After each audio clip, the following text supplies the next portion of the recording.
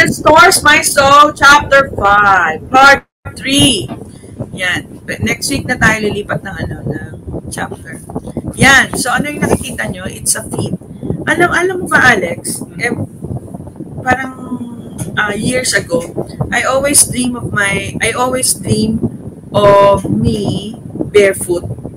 Tapos, I used to wonder, kaya palagi ko napapanaginipan yung sarili ko na nasabi ko, actually, parang nakwento ko yata yun sa'yo eh. So, ito ang kasagutan. So, yan? It was during the time of the Lord, diba? During the time when He was walking here on earth, in the Judean wilderness and Judean terrain. Yan.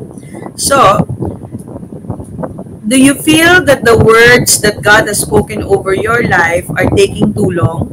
So, do you have things that you are praying for? Do you have things that you've been wishing for? If this is you, then this vision is for you. Well, what does it have anything to do with the food? Diba? And you will be surprised. The Lord wants to show the church, you, this vision afresh. Actually, ako ngayon ko nga lang nakita na, yung pala yung connection. The Lord wants you, His church, to see this vision. For if you are feeling down, and you're feeling sad, it is because you have not seen the vision that Christ has for you, His church. So tonight, the Holy Spirit, our teacher, God, Abba Daddy God, and our Lord Jesus Christ wants us to see once more. But week in, week out, we are seeing Him in the Word, and He wants us to see pictures of Himself, because as He is, so are you in this world. Yeah, so the pictures that I will show you is you, because as He is, so are you in this world. So, from bronze serpent to bronze feet. So yung bronze in the Bible, diba, it speaks of judgment, right? Tama ba, Lex? It speaks of judgment. And serpent, yes, and sa Hebrew, actually, kay Strong's. So yung serpent speaks of, it symbolizes sin. It symbolizes trespasses. It symbolizes separation. So bronze feet. So, yung bronze serpent was when the time of Israelites, when they were traversing the wilderness into the promised land, in Numbers 21:8, then the Lord said to Moses, make a fiery serpent and set it on a pole. And set it on a pole. So, yung bronze serpent, and set it on a pole, and it shall be that everyone who is bitten, when he looks at it, shall live. So this was the time when the Israelites were complaining, they were grumbling, they were angry at Moses, and then yung mga serpents were infiltrated the camp, and many of them died, and many of them got sick. And the Lord who is merciful, the Lord who is kind, the Lord who is good, sabi niya, Moses, make a fiery serpent and set it on a pole. What is this picture? This is the picture of the finished work, diba? This is the picture of the Lord's sacrifice. So yan, diba? He was made sin for us so that we might become the righteousness of God in Him. So when we look to the Lord, Himself is our healing. In Himself, right? All the judgment of God was put on His body so that we can say and we declare, by His stripes we are healed. So Jesus said that Moses, lifting up the bronze serpent in the desert, was declaring the finished work of the cross. That image on the cross that Moses lifted up was the image of a snake. For the image of God, the image God has given us was lost when Adam fell, and man took after the image of the serpent. That fallen Adamic nature was put on the cross so that the image of Christ, the last Adam, would now become the image that man was restored to. So, in Revelations 1:15, kasi sabi natin from bronze serpent to the bronze feet. His feet were like burnished bronze. Meron pa ng English na ganun, Burnished. So, it's burnished bronze. when it has been made to glow in furnace, and his voice was like the sound of many waters in Revelations 1:15. This glorious image of Christ contained the church because you are in him. For the voice that came from Christ was the sound of many rivers, a multitude of voices. So tayo yun, ano? The church need not faint at this image. This is the image given to the church. From bronze serpent to bronze feet, now it represents the church union with Christ. So now, di ba yung ang sabi ng Lord, sabi ng scripture, the feet of the Lord is on the head of the serpent. Diba? Is on the head. The judgment is now on the serpent. So tayo, since we are in Christ, diba? We are in union with Christ. From bronze serpent now, we have bronze feet. Yan, we are supposed to walk on this problems. We are supposed to walk on this and declare judgment to them. What is that? It is finished. It is finished. So now, this is for the longest time na nanaginip ako ng feet. So it is actually for you and for me in Isaiah 52 verse 7. How beautiful upon the mountains are the feet of him who brings good news. So the Lord sees my feet as beautiful. The Lord sees your feet as beautiful.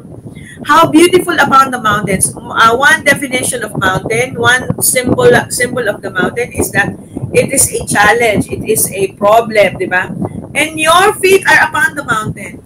And then you bring good news, diba, to those problems, to those challenges. Diba? It is finished. You proclaim peace, who brings glad tidings of good things, who proclaim salvation, who says to Zion, your God reigns. So every situation now that you are into, the Lord is telling you, right? You proclaim the good news.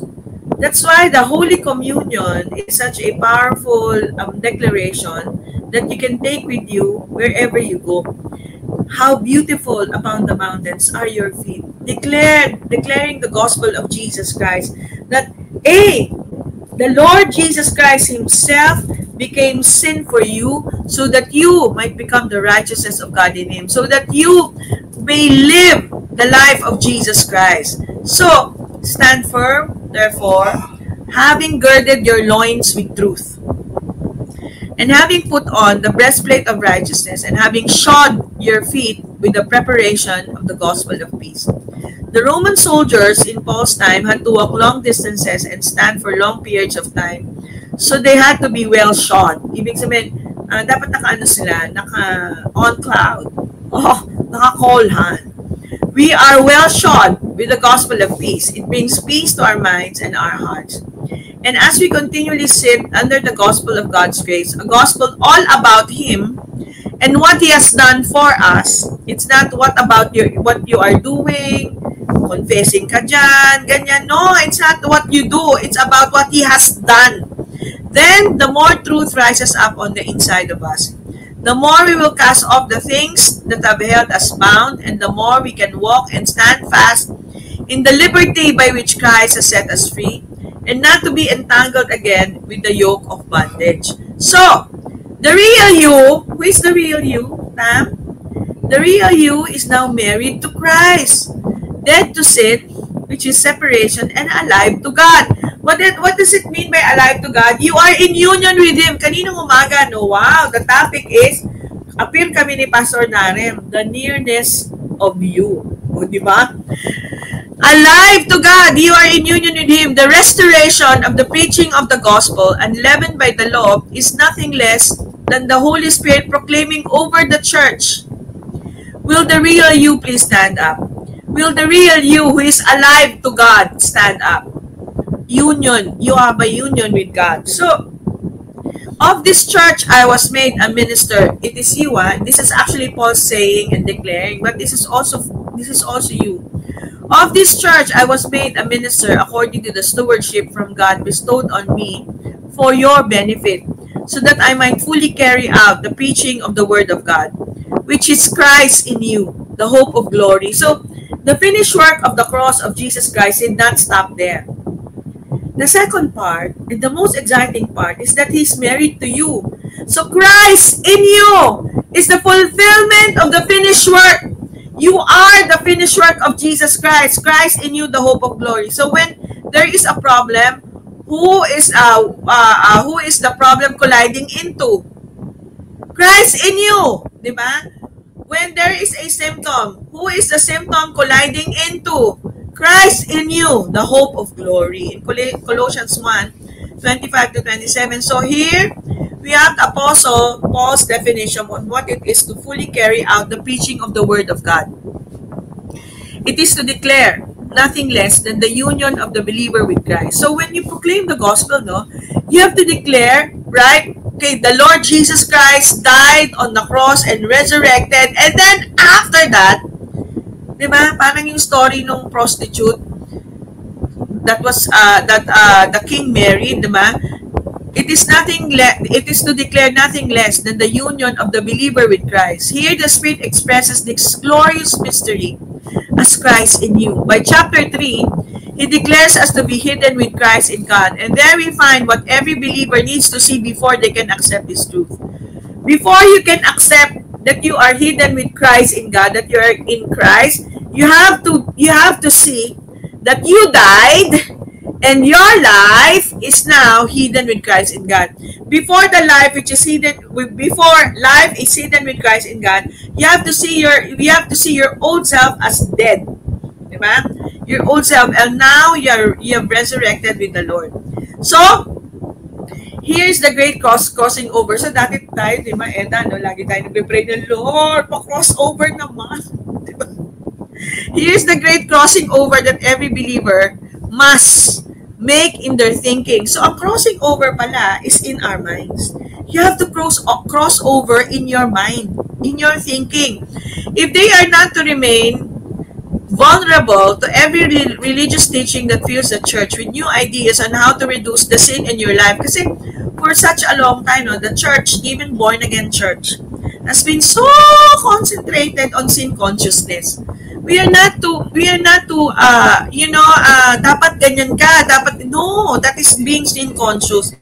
What you're supposed to declare is Christ in you, the hope of glory. That's why ngayong every Sunday, we don't discuss that because that is not the gospel.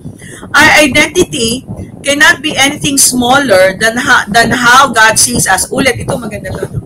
Our identity cannot be anything smaller than how God sees us.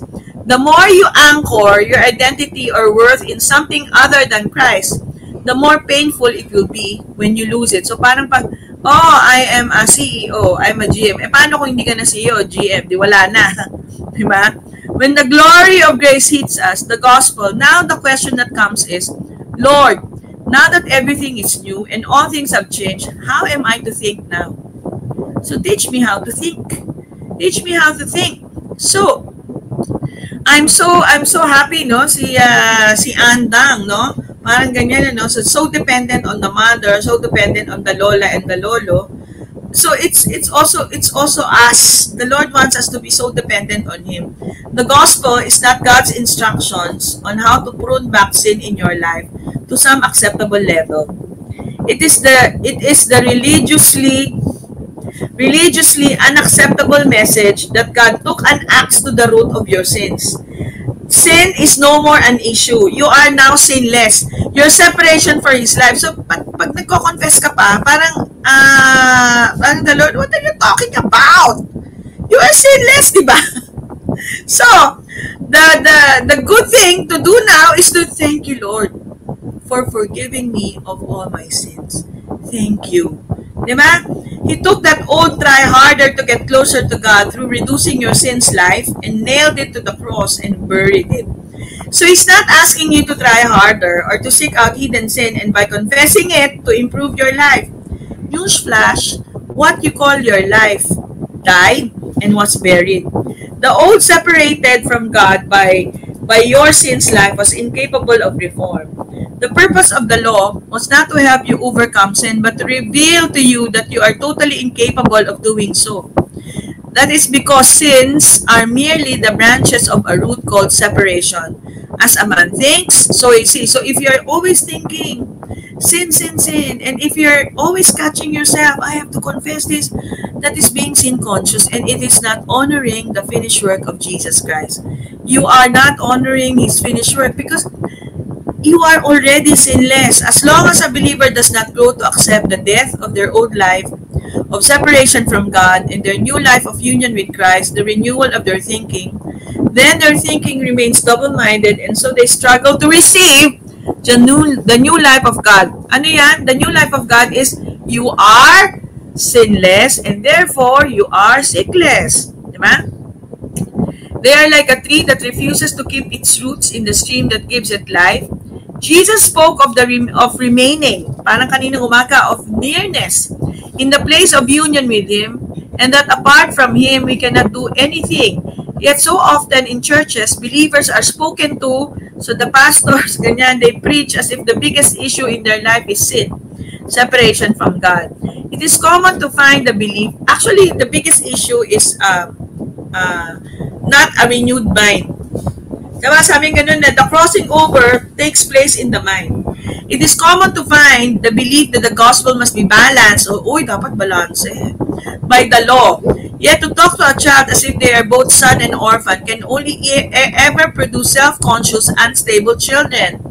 When believers cannot handle the teaching on righteousness, they remain as spiritual infants, clinging to the schoolmaster of the law for comfort.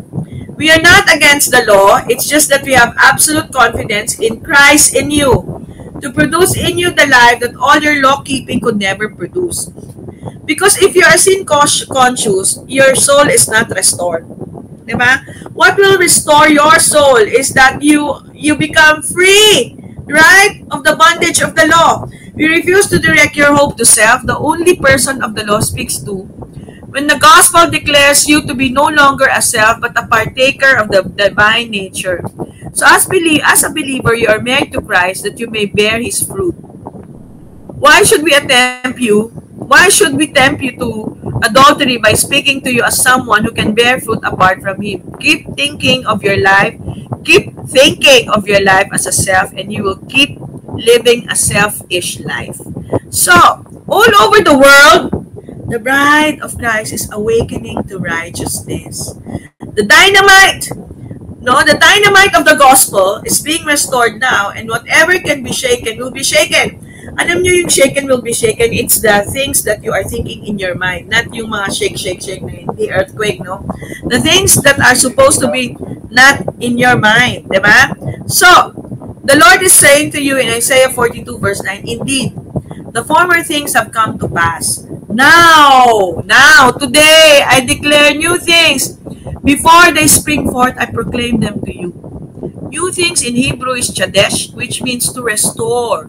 He restores my soul, or renew. It comes from an Akkadian word edesu, which was used by the Assyrians who would destroy a city and then come in and rebuild that city according to their own culture. So, the Lord has a culture. The Holy Spirit has a culture. What is that culture? Christ in you, the hope of glory. You are married to Christ. You are in union with Him. Yun ang culture. It is used in a hipal form which expresses the idea of an excitement and an anticipation of this restoration. The word declare, ito maganda, is the word used when a man has completed an arrangement for marriage with the father of the bride, and he goes throughout the city announcing to everyone, I have taken myself a bride. You know that God the Father is so proud of you that He has taken you as a bride for His Son. Actually, the entire Isaiah 42 is a bridal verse. Yan. Because you are reconciled. Because you are reconciled. Diba yung naaral natin sa Colossians?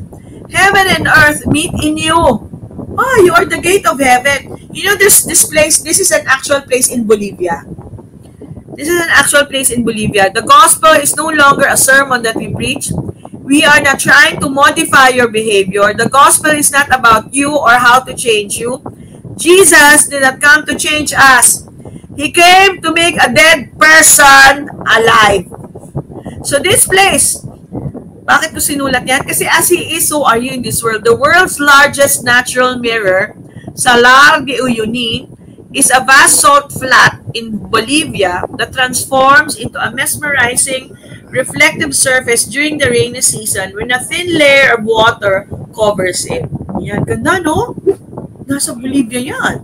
So, the new creation, the spirit man, is so united with Christ that he is always rejoicing in him. The spirit man knows that God has reconciled all things in heaven and earth to himself. To minister in the spirit is to declare this truth of reconciliation as a finished work. Heaven and earth have been reconciled to God. The gospel is the declaration of this reconciliation. You have been given the ministry and the word of reconciliation in 2 Corinthians 5:19. Our lives together, the church, are to be a declaration of this reconciliation. Heaven and earth are reconciled, are met in us. From the revelation of Christ to us, to the revelation of Christ in us.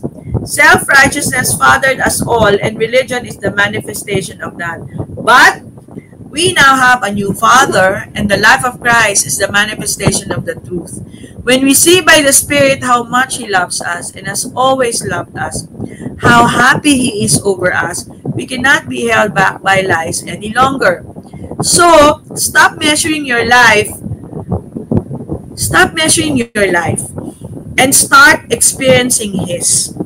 This is love. Not that we love God, but that He loved us and sent His Son as an atoning sacrifice for your sins. In 1 John 4:10. In Christ, we have been made perfect. We no longer preach to the church repentance from dead works, lest we revive the old man. The world is not looking for a zombie church, but for the appearance of the risen Christ life. We are convinced of who we are in Christ, and we preach nothing less to you, the church, that Christ is in you, that the church would live as nothing less than Christ has made her to be, risen in Him. What were you made to be? Risen in Him. So church, thanks be to God, who always leads us in triumph in Christ, and through us spreads everywhere the fragrance of the knowledge of Him. You know that you are very fragrant. We are the fragrance of Christ to God. Ang sabi sa 2 Corinthians 2:15. Christ always leads us in triumph in every situation. The scripture is saying that Christ leads you always in triumph. This revelation, knowledge, is causing us to manifest His victorious life in a very remarkable way. So, just dreaming of a better future does not have the power to set people free of the past. The power is found in awakening to the present reality of Christ in you, and you living His presence today. Diba? Having this sense of nearness. We are no longer a church waiting for a better day. We are living in the day. We are living in the day. Walang best is yet to come. The best days of our lives. The day of our salvation. And we are learning what it is to live from this day, not just for this day. So, pag yung feeling mo ay hindi ganito, then you have to shake it off. Then you have to cross over in your thinking. Yun lang yun, no? He has given you His Spirit so that He does not have to ask you to do one thing for Him. Only everything with Him. So, just like Abraham, when he was 99 years old, when everything was hopeless, everything was seemingly hopeless, parang wala na, di ba? The Lord appeared to Abraham. And actually, the Lord was always there. But at that particular point, Abraham saw the Lord and announced, and the Lord announced to Abraham, I am God Almighty. I am Shaddai. I am Shaddai. I am Shaddai, the all provider, the all consuming, the one who provides, di ba? Sabi niya, live in constant awareness that I'm always with you. Live in constant awareness that I'm always near you. And as a result, when you have that awareness, when you have that consciousness, you are blameless. You're walking out your righteousness in Genesis 17 verse 1. So there's no need to correct sin and having sin consciousness. The secret is live in constant awareness that I'm always with you. And that, my dear family, is chapter 5, part 3.